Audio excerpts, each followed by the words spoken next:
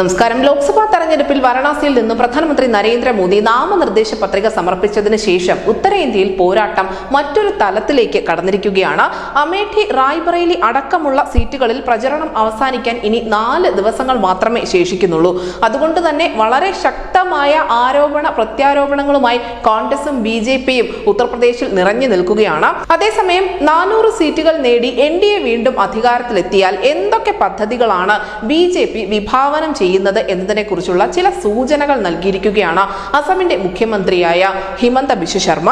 BJPക്ക് 300 സീറ്റുകൾ ലഭിച്ചപ്പോൾ അയോധ്യയിൽ രാമക്ഷേത്രം പണിതുവെന്നും 400 സീറ്റുകൾ ലഭിച്ചതിന് ശേഷം മധുരയിൽ ശ്രീകൃഷ്ണ ജന്മഭൂമി സ്ഥലത്ത് ക്ഷേത്രം ഉയരുമെന്നും വാരണാസിയിലെ ജ്ഞാൻവാപി മസ്ജിദിന് പകരം ക്ഷേത്രം നിർമ്മിക്കും എന്നുമാണ് അസമിന്റെ മുഖ്യമന്ത്രിയായ ഹിമന്ത ബിശ്വ ശർമ്മ പറയുന്നത്.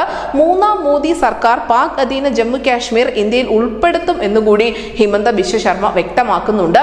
എന്തായാലും ഹിമന്ത ബിശ്വ ശർമ്മ നൽകിയിരിക്കുന്ന ഈ സൂചനകൾ ചെറുതല്ല. 3ാമത് മോദി അധികാരത്തിലെത്തുമ്പോൾ എന്തൊക്കെയാണ് ചെയ്യേണ്ടത് എന്നതിനെ കുറിച്ചുള്ള കൃത്യമായ രൂപരേഖ അവരുടെ പക്കലുണ്ട് എന്ന് തന്നെ വേണം ഈ സൂചനകളിൽ നിന്നും വായിച്ചെടുക്കാൻ. News desk, news India Malayalam.